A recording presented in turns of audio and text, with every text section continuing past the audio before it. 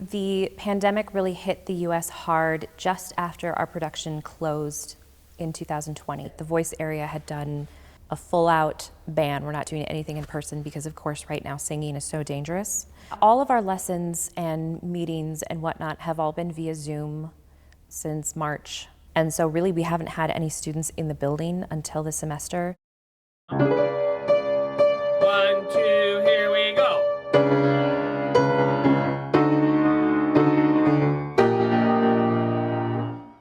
Good. Sing ride with a bright ah. 1, 2, 3, 4.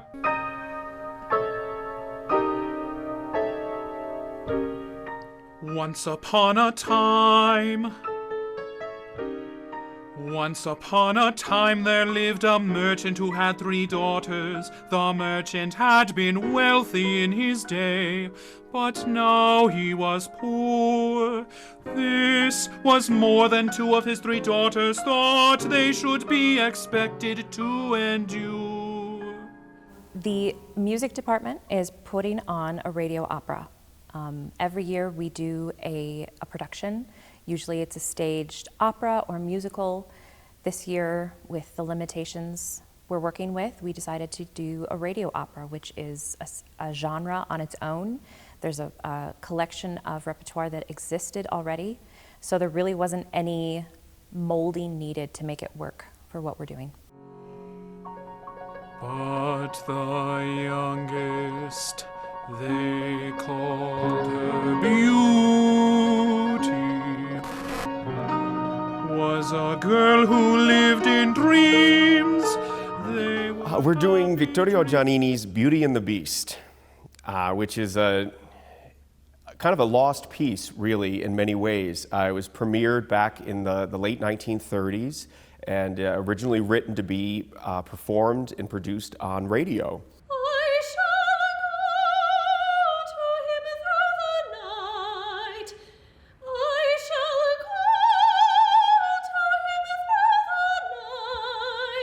Dr. Sherwood is the first one to suggest a radio opera, and I loved the idea immediately because it didn't involve us taking a piece of music and making it work on Zoom or making it work on film or distanced. It was always meant to be this way. Who knocks at the door of the castle of the beast? It is Beauty.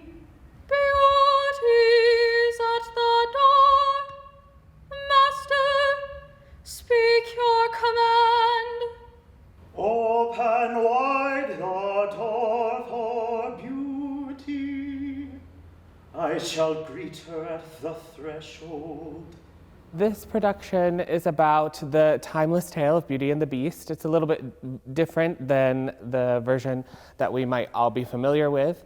But Beauty is with her father and her sisters and is dreaming of her love.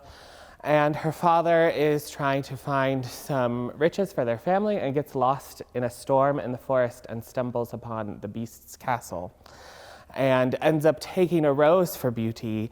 And the Beast is not happy with the father for doing that. And so he demands that he bring Beauty back to him to be his bride. And from there, the Beast and Beauty have kind of a tumultuous relationship until Beauty hopefully can break the spell for him at the end. And yet, I cannot be your bride. I'm Cameron Coulson and I play the Beast. For long ago it was decreed that I must be a man with the face of a beast and the heart of a man. The music is really challenging. I'd say the music is surprisingly challenging, and to be working on the music in a virtual setting without having rehearsals so much live as much as we're used to. We are doing live rehearsals now via a sound jack system, which allows us to collaborate live, but we're still in separate rooms and socially distanced, which is nice. It's just odd.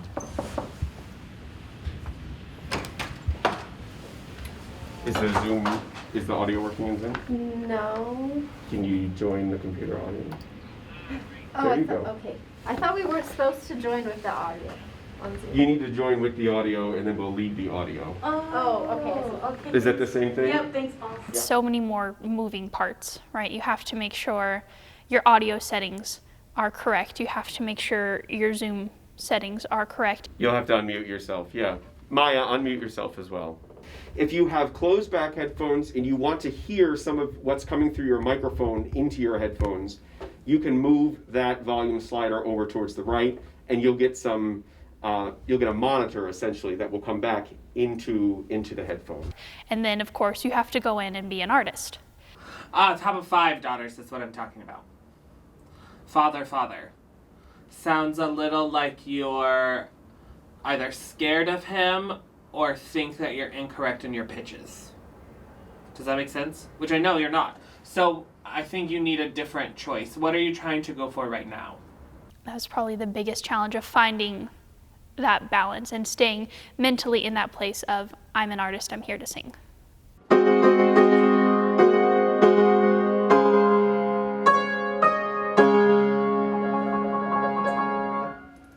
Yeah, so that really, really helped. Do you need to adjust anything?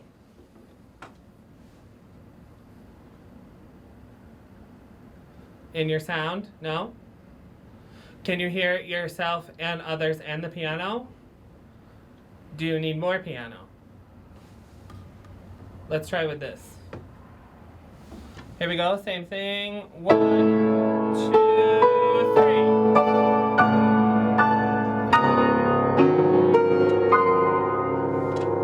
It's hard to not be in the same room, definitely. It's very difficult to be trying to look at my music, playing the piano, and hearing them through headphones, and remember to look at them on the screen. There's a lot of different components where otherwise they might be around the piano while I'm playing for them or something, and they kind of can feel and feed off of the energy and the body language in a more real way. So I think that distance was something that we all had to get used to for a little bit. But I think we've managed to figure out how to handle that a little bit better now. Because we have a limited number of rooms in the building that have this equipment, we have to sort of space out who uses them. So we have 8 cast members total, plus our pianist maestro, Dr. Gallagher.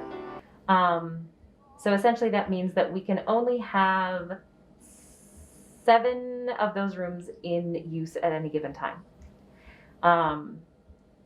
So that means that we can't have the whole cast here at the same time. So our sisters have left rehearsal, and in substitution, Taylor, who plays voices 1 and 3, is here. So we do sort of snippets of the opera. We're never going to really be able to run the entire opera as a whole. Yeah. Which, I mean, there's a benefit of it being a radio opera and that we're recording, so we can press pause and get a new shift in. So next week when we're recording, we're not going to be using these rooms. We're going to be using larger rooms, which will open up our scheduling a little bit. But yeah, scheduling has definitely been a puzzle. What you were hearing, I was hearing the popping too. That's our connection in Soundjack, all right? And that's somewhat unavoidable. The only way that we can make that go away is to raise the jitter buffer setting, which is going to give us a slower connection. And that's something we might play with if the popping becomes, obscene. But we'll wait and see if that becomes a real problem. It's weird having to interact with like a screen. It's like you don't feel that other person's energy there. So you got to make sure that you have to bring it like 10 times more, because if you don't bring it out, people might get bored listening. I beg you, let your eyes look into mine. I shall not be your master, beauty. I shall be your slave. I think that it's easy to let some of the traditions of theater slip away with the introduction of technology, in the sense that you don't have an audience to feed off of. And so trying to remember that you still do that. It really should all be the same. And so just remembering that and trying to bring the same energy. And the other super different part is that you get multiple takes of sections instead of being there for the entire thing and having all of the context to work off of. This will be A4, inside A4, a patch starting at 2 bars before 49. We're rolling. Making sure that each of the artists has thought through a motivation of why their character is doing something.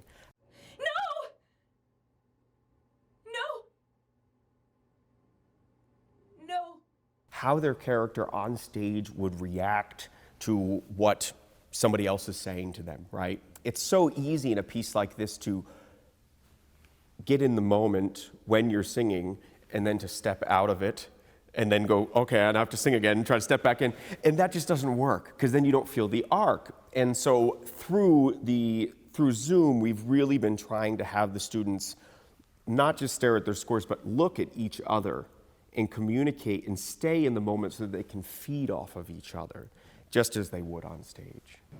We've also, especially on Zoom, been talking about how we find the visual interactiveness with other people, because it really enhances the music. And earlier this week, I think on Monday, Dr. Sherwood had said that the show sounded great. What he felt was missing was the interaction that we usually have during shows and rehearsals where people sort of go off each other. And he said it was really missing that. And so we've been doing things like having Zoom in gallery mode so we see everybody. And he just suggested hiding our self views so that we don't look at ourselves, which I think most people are going to do, because it does help.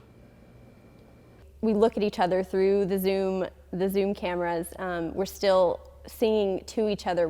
We're still feeding off of each other's energy. And I didn't think that would happen. I thought it would be more of making recordings in our bedroom kind of feeling. But this has been really the first experience since all of this happened where I've really felt that connection of music making with other people again. My master is not there, but I see a man, a strange young man, radiant and glorious in the light of the morning. A strange young man.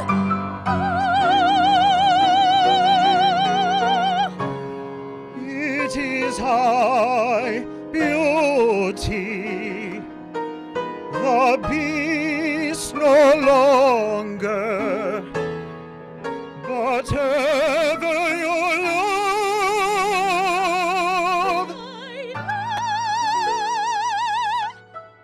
Thankfully, on Zoom, we can still see each other's faces.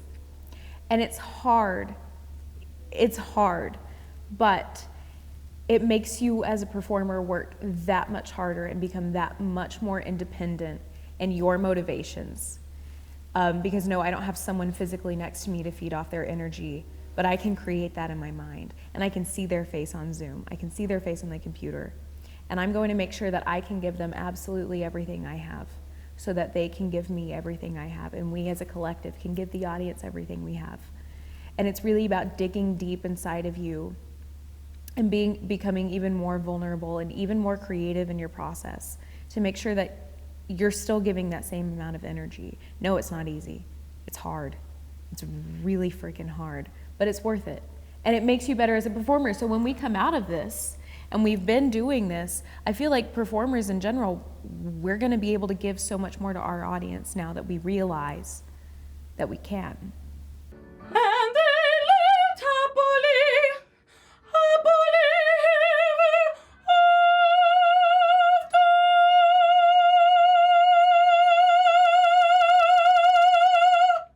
We're creative people and we adapt and we figure out how do we keep this going.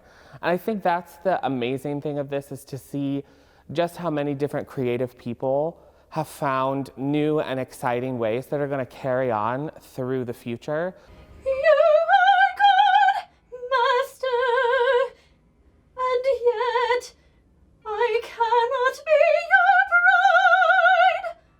was never a chance we weren't going to do a production. It means so much to our voice majors to do a production every year because we only do one a year. So it's these kids' only chance to get on stage.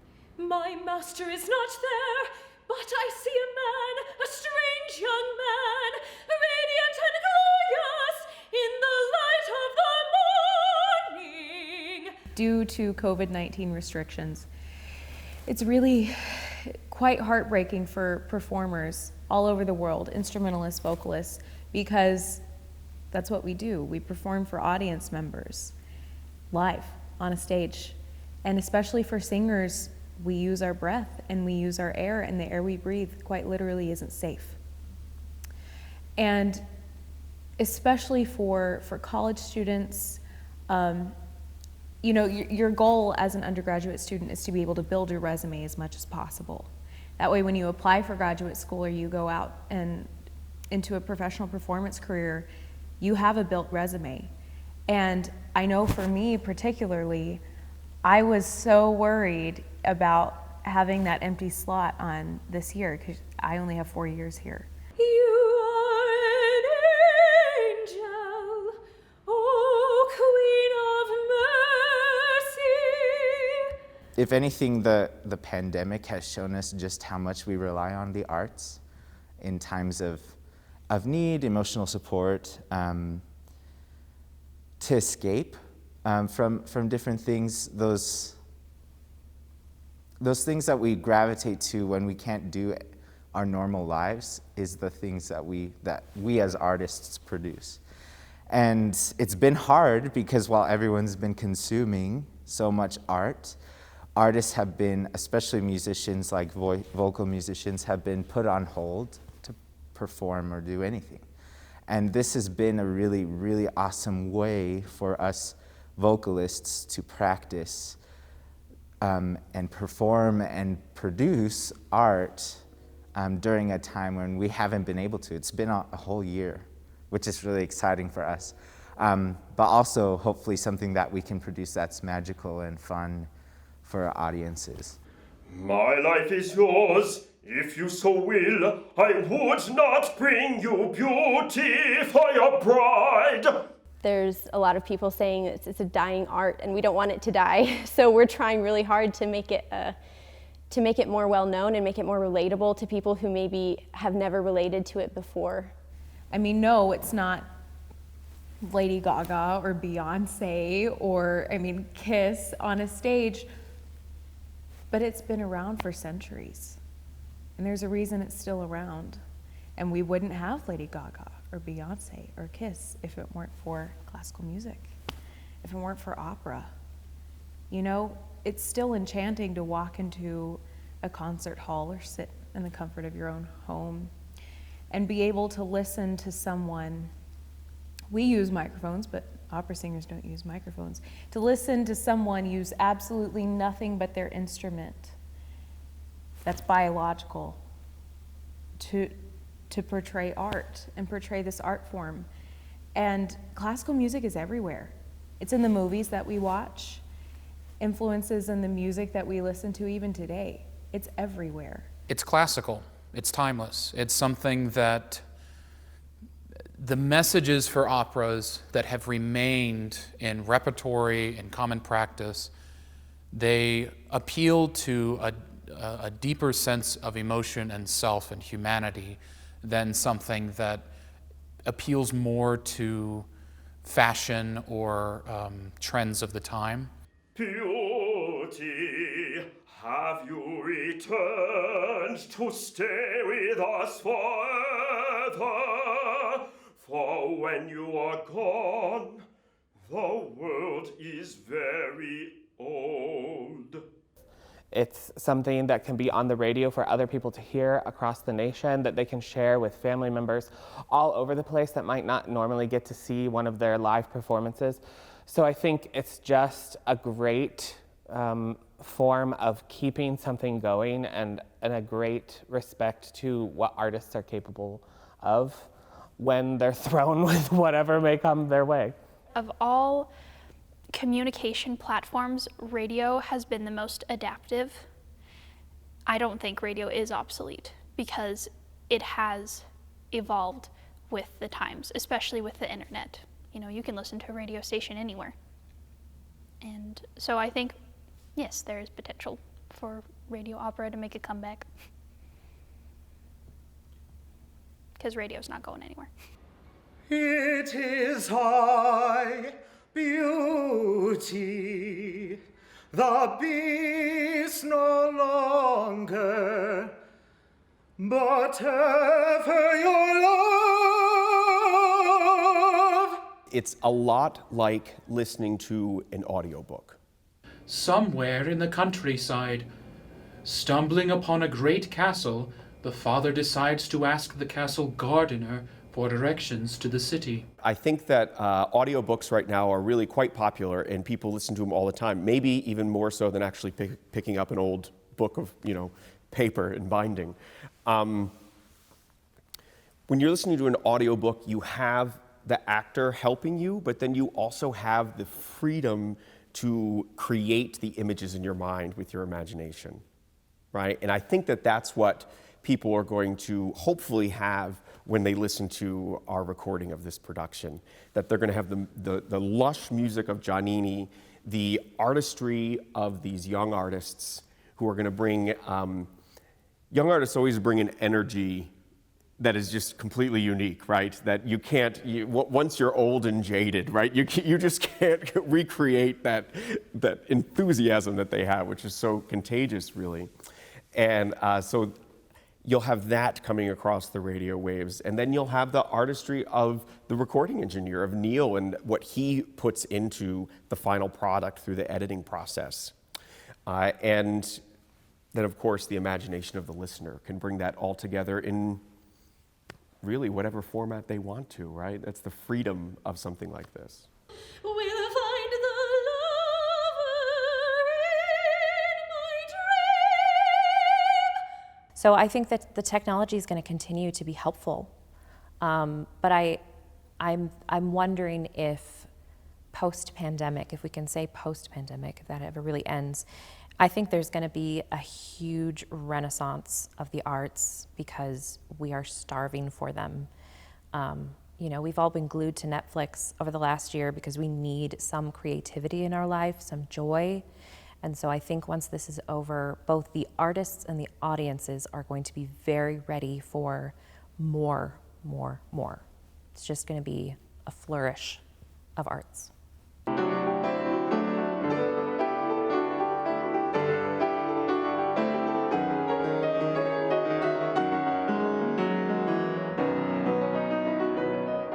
Art is so universal, like whether it's music or paintings or stuff like that. Like people connect through art, and I think this is important because it gives us another piece to just be a part of something and something that connects people together. I definitely see a connection for that.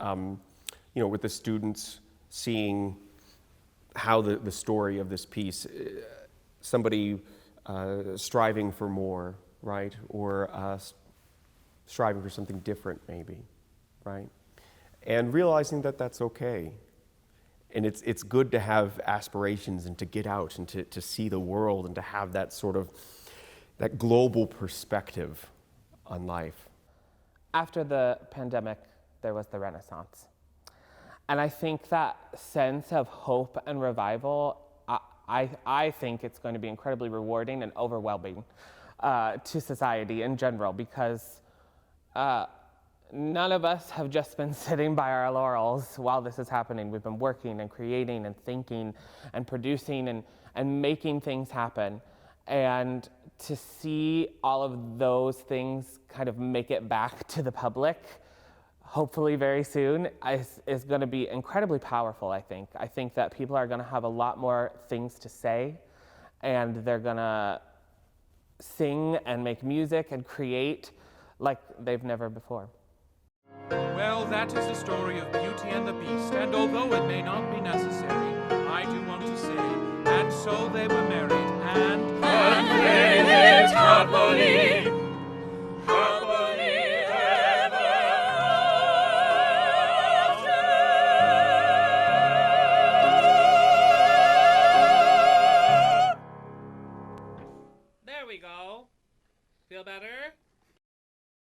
All that I ask is one red rose from a garden sweet with spring.